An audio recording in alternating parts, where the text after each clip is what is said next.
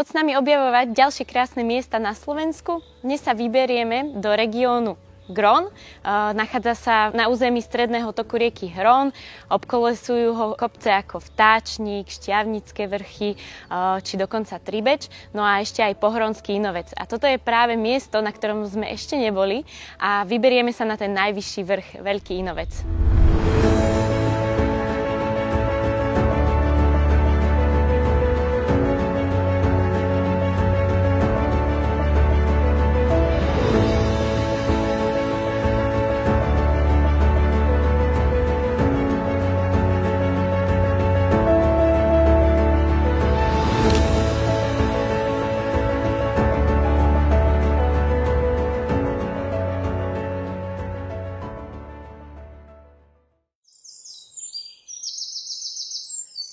Keď sme si plánovali túto trasu, odkiaľ pôjdeme, pretože je viacero možností, jednoznačnou voľbou pre nás bolo práve z miesta, ktoré je nám blízke, pretože sme aj bajkeri a je to práve Drozdovo.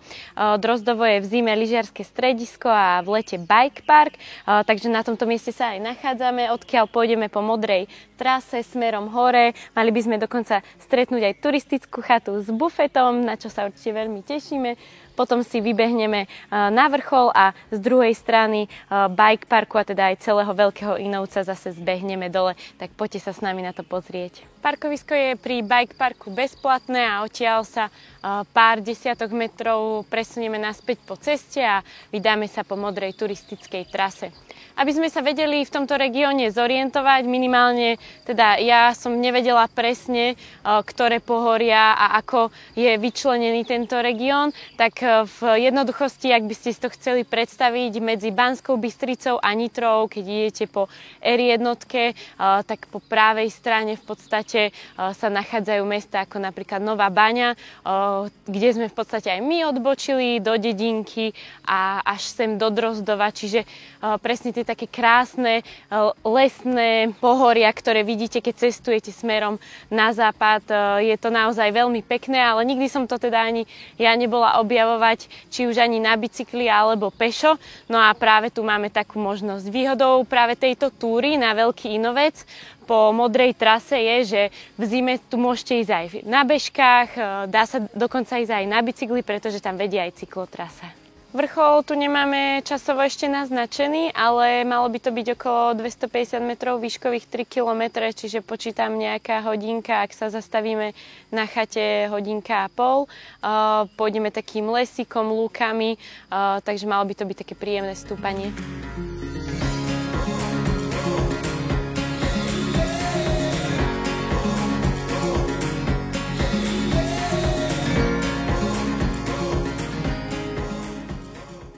Na trase sa nachádza mnoho lesných cestičiek z tej hlavnej ako keby modrej turistickej trasy, takže treba si dávať pozor a pozerať sa nielen na stromoch sa nachádzajú značenia, ale aj na takýchto tyčiach.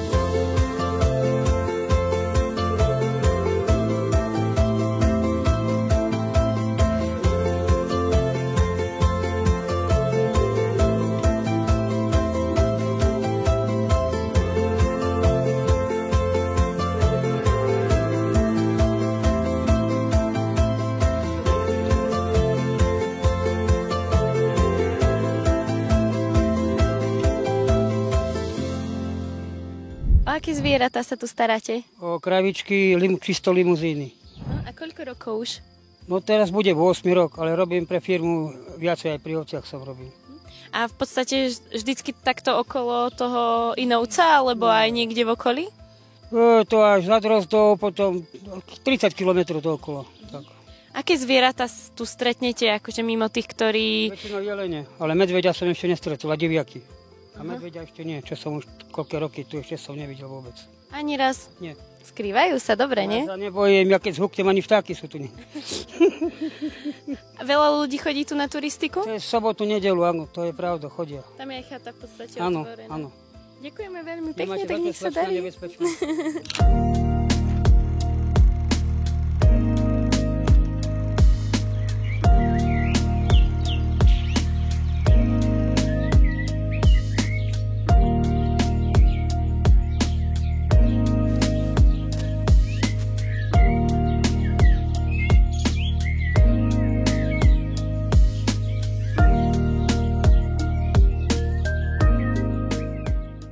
Prišli sme ku smerovníku, ktorý spája našu modrú turistickú značku so žltou a malo by to byť už iba 20 minút na vrchol. Som sa zamýšľala, keď sme šli tým lesom, že čo mi to pripomína, lebo vždycky, keď som na nejakej túre, tak si poviem, toto je ako Kalamárka, alebo keď sme boli na Vtačníku, tak zase tam sa lezie. A tieto lesy, také listnaté, ja na to nie som moc zvyknutá, lebo však som statier, tam sú iba ihličnany, ale taký veľký pokoj to vo mne vzbudzuje. A zároveň tu vôbec nie sú vyrúbané tie lesy a to sa mi veľmi páči, že je to taký hustý les, že napriek tomu, že je dneska veľmi teplo, tak v tomto lese je tak veľmi príjemne a tak chladnejšie, takže veľmi sa mi to tu páči. Na Inoveckom sedle sme sa napojili na červenú turistickú značku, ktorá je aj súčasťou Rudnej magistrály.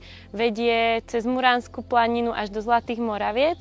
Čiže teraz kúsok na ten Veľký Inovec pôjdeme práve po tejto značke. Je to celkovo Rudná magistrála, keby ste ju chceli absolvovať, má viac ako 10 000 prevýšenie, okolo 250 kilometrov a Ujo Google píše, že by to malo byť nejakých 70 hodín.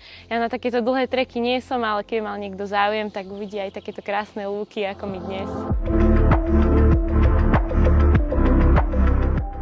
Na chvíľočku sme sa zastavili na chate, odkiaľ máme výhľad až na jadrovú elektráreň v Mochovciach.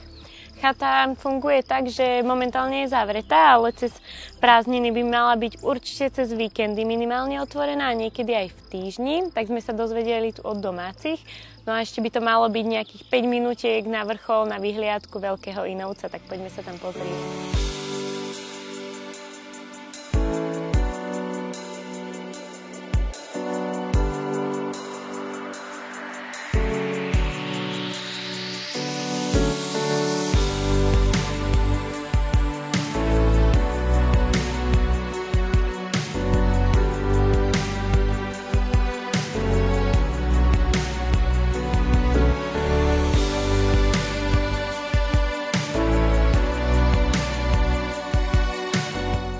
Podľa turistického denníčka tu chodia ľudia dokonca úplne takmer každý deň, či už na Silvestra, na Nový rok tu boli, ale aj počas celej zimy. Takže naozaj parádny dostupný kopec, veľmi príjemné stúpanie z viacerých strán, my teda z Drozdova. Zároveň sú tu aj veľmi pekné výhľady. Nachádzame sa akoby na takom skalnom vrchole, všade okolo je iba les a lúka, čiže taký naozaj špecifický vrchol. Naposledy si pamätám, že v Šťavnických vrchoch sme boli na takom tiež podobnom. Stále sa tu držíme v takých listnatých lesoch, má to svoje čaro, naozaj také iné ako v Tatrách a zároveň veľmi dostupné aj pre deti, hlavne čo sa týka tej náročnosti. Vôbec to nebolo nejaké technické, možno tieto záverečné 2 výškové metre. Na tieto skály treba určite dávať pozor s deťmi, ale inak pohodová turistika a zídeme v podstate druhou časťou po Červenej zase do Drozdova a uvidíme tento kopec zase z inej strany.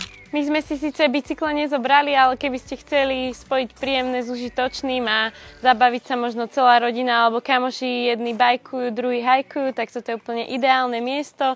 Skončili sme práve pri bike parku, ideme sa občerstviť a rovno domov. Ak ste už niekedy boli v regióne Gróns alebo konkrétne v tomto Hronskom Inovci niekde šlapať, určite nám dajte vedieť do komentáru, kde bude to pre nás ďalšia inšpirácia. My sme teda boli na tom najvyššom vrchu, no a vidíme sa opäť už pri ďalšom videu. Ahojte!